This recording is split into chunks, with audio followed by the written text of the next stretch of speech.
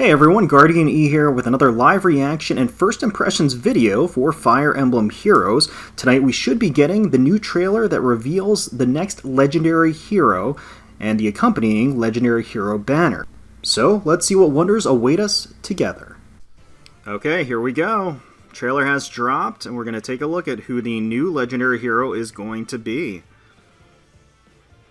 They'll join the battle. Legendary Dragon. Oh god, Tiki? Another Tiki? She's a blue dragon, so she's a blue infantry dragon. Fierce breath, bold fighter. Oh Jesus, so she's an armored dragon? Do we really need another Tiki? I mean, okay, to be fair, I guess it's to be expected a little bit.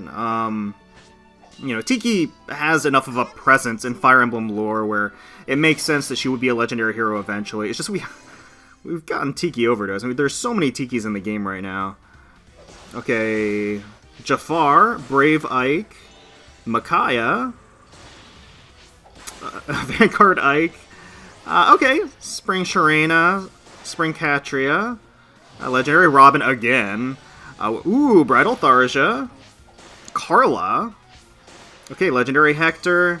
Maribel! Wow, Maribel already on a Legendary banner. Would you look at that? Okay, so... yeah, let's go ahead and rewind that. Take another look at the new Legendary Hero, Young Tiki. We've gotten so many Tikis recently, and not a lot of adult Tikis. We've really only gotten... So we just recently had the Summer Young Tiki. So now we're having Legendary Young Tiki. I would have actually liked to see Legendary Adult Tiki. That would have been my personal preference. It looks like she's going to be a blue dragon and an armored dragon, and those skills looked ridiculous. I didn't get to look at the descriptions, unfortunately. We're going to take another pass through just to take a look at them and take a look at the art as well. So let's go ahead and replay the trailer right now. I gotta say, I'm not... I don't use dragons that often. I'm not that excited about this. Okay, Legendary Dragon.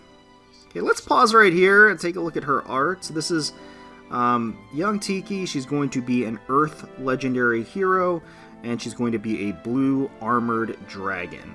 Mela Lee is reprising her role as Tiki. I believe she voices both young and adult Tiki. And the artist, I believe this is the artist that did Bride Ninian, if I'm not mistaken. I'm just going to go ahead and confirm that real quick. Yeah, I just had to take a look to confirm. So yeah, this is the same artist that did Bridal Ninian, as well as Halloween Noe and Soleil. And Tiki looks cute here. They did a good job at, I think, representing her. The attacking art in the back, I like her expression. She looks adorable. But yeah, I think they did a great job in representing young Tiki at least. Let's keep going with this. Stay with me forever and always. Okay, she does look. Her sprite does look really cute with the shroud over her.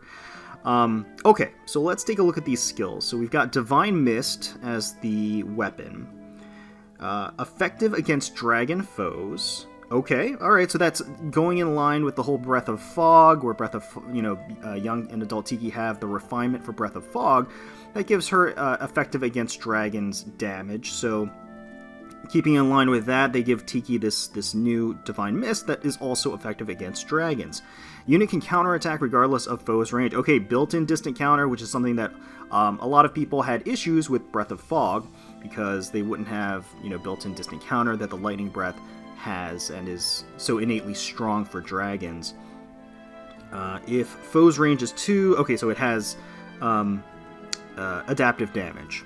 If the foe's range is 2, it calculates the damage using the lower of the foe's defense or res. So adaptive damage, distant counter, and effective against dragon foes. Pretty simple, straight to the point, but extremely powerful and extremely effective. A 16 might dragon breath weapon that kind of hits all the benchmarks of what people look for when they're trying to use their dragons, so I'm sure people are going to be happy about that. Moonbow for the special. I suspect that is going to get discarded in a hurry. Moonbow's fine, but with dragons you tend to see ethers or bonfires or Ignis's, just in relation to whatever their strongest defensive stat is when they're paired with breath skills. And it does look like this Tiki comes with a breath skill, her very own breath skill, and she is the only unit in the game, I believe at this point, that has a breath skill beyond Ike, because up to this point, every breath has belonged to an Ike. So Fierce Breath is her A slot. If foe initiates combat, grants attack +4 during combat and special cooldown charge +1 per attack. So instead of getting the res or the defense boost, the more defensive breaths, she's going to get actually an attack boost, which is just fine. I mean, that's great. I mean, depending on what her stat line is, that could be just as good as the other breaths. And if you wanted to play her a different way, or if you had a different boon or bane for her, depending on, again, what her stat spread is, you could always just slap one of the other breaths on her, and it's kind of interchangeable. Bold Fighter 3. Oh boy. So, we all know how broken Bold Fighter 3 is. If unit initiates combat, grants special cooldown charge +1 per unit's attack, unit makes a guaranteed follow-up attack. So, if I had to guess, this unit, this Tiki probably might be on the slower side. I don't know. They give her built-in Bold Fighter. Usually when they give in these fighter skills, they try to min-max the unit. And in that instance, she's going to have automatic follow-up attacks anyway, so they might sort of downgrade her speed stat. I don't know. Okay, her C skill, With Everyone. Looks like this is going to be a unique skill to this Legendary Tiki. At start of turn, if unit is adjacent to an ally, grants defense res +5 to unit and adjacent allies for 1 turn. Okay. Alright, so it's one of the turn-activated buffs. It's actually very good. It's essentially... it's one shy of a Fortify movement. Like, it's one shy of a Fortify Cavalry, or a Fortify Flyer, or a Fortify Armor, or a Fortify Dragons. It's just one shy of those things, and it doesn't matter what the enemy, or what your ally type is. So you can have a mixed hybrid team, and still use this with everyone, so that not only do her allies get that boost, but she gets that boost as well, which is something that Fortify would not do. So that's a pretty great defensive skill, I would say. That's pretty good. And especially since she's in armor, armors tend to appreciate having those defensive buffs. So certainly I think that is that's great. And you're not going to have to put a Fortify armor on another armor so that Tiki gets that, because it's going to apply to her as well. So really decked out skill list here. Full A, B, and C, for her, depending again on what her speed is. I could see for her Seal running Quick Riposte, just because then she gets kind of the dual guaranteed follow-up attack, similar to Legendary Hector. So it kind of covers both the enemy and player phase bases. But let's keep going with it. See what her attacking art is like. Okay. So, okay. It has kind of like a Disney feel to it. Alright. It is cute. Since she's using Moomba, we're not able to determine any of her stats in particular based on her special damage, because it scales to the opponent's stats, so it's not going to be helpful there. So we've got Jafar, Brave Ike, Micaiah, Vanguard Ike. So some fan favorites, nothing really standing out as exceptional. Brave Ike is great fodder, obviously, for the breath. Bridal Tharja is actually pretty phenomenal. And Carla is actually amazing. Maribel is also great.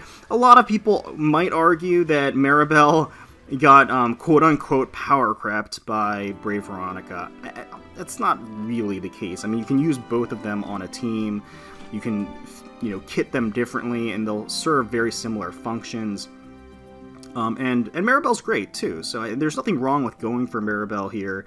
I think that she would be a great addition to anybody's barracks. If you're missing, even if you're missing Brave Veronica, or if you have Brave Veronica, I think that she can still serve a great purpose. And Trilemma is an awesome staff. But so enough about Maribel. Legendary Hector is obviously incredible. All of the Hectors are amazing. And he's also, distant counter fodder. So just looking at the color distribution of this banner, I was just singing Maribel's praises, but colorless is actually looking kind of lacking, comparatively speaking. Jafar, if you're a fan of Jafar, great, but it's not like Jafar is really that coveted nowadays anymore. You have female Grima that's been on every single legendary, almost every single legendary banner since her release, because she's the only colorless legendary hero, and she's great if you don't have her, but a lot of people do at this point. And then Maribel, like I said, so she's a little redundant if you have Brave Veronica. I think she's still great and still worth going for, but if you don't have room for more than one cavalry healer in your barracks, then there's she's not going to be your target. So colorless is I would say a little bit on the lacking side, just comparatively speaking. Then you have on the blue, you have Micaiah, you have Spring Katria, and you have obviously the new legendary hero Tiki. Pretty good, especially if you're going for Tiki, since she is new and Tiki looks like she's going to be pretty strong. And Katria and Micaiah are both strong units, respectable units, worth going for. But I would probably put them right above colorless, basically, at this point. Next up, we have green, which is Brave Ike, legendary Hector, and to round that out, we have Spring Sharena. So legendary Hector is amazing, like I was saying. Brave Ike is some great fodder and still a good unit in his own right. And then Sharena is actually a very good mage as well. She is a strong unit. So I would actually put green above blue in this instance, just in considering the units that are available, not strictly the legendary hero. And then up top, I would honestly have to put Bride Tharja, Carla, and Vanguard Ike. Vanguard Ike has great fodder for your dragons and for your armors. And he's a great unit in himself. You could always use merges for Vanguard Ike. He is a strong unit. Carla is phenomenal as far as Myrmidons go, and Bridal Tharja is actually very, very strong. So, for me personally, if I had to rank the colors as they are, I would put colorless, at the bottom. I would put blue just above that, and green either next to or above slightly blue. And then red slightly above that. The actual colors, I would say, are pretty competitive with each other, and it really just comes down to what you don't have in your barracks and what you want to fill it out with. So me personally, as strong as Tiki looks like she has the potential to be, I'm not going to be going in crazy hard on this banner. I think the best units on this banner, aside from the new Tiki and legendary Hector, I already have. So you'll probably see me do a couple of pulls. I'll probably shove that into the next Poverty Pulls video, but I don't see myself going in very hard. Maybe something will be revealed that will change my mind, but we've got Halloween around the corner, which is guaranteed to be some pretty exciting stuff. There are new heroes that are going to be announced immediately after or towards the end of the Muspel banner, so there's plenty of stuff to look forward to, and I don't want to, get caught unawares and without any orbs. So let me know in the comments below if you're excited about this banner, if you're going to be pulling for the new legendary hero Tiki, or if you're going to be going for any of the other characters on the banner. I hope you enjoyed watching the trailer along with me for the first time. If you did enjoy yourself, please feel free to leave us a like, comment, and subscribe to the channel for more Fire Emblem Heroes content. We thank you so much for watching. We really do appreciate it. And until next time, let's protect those skies.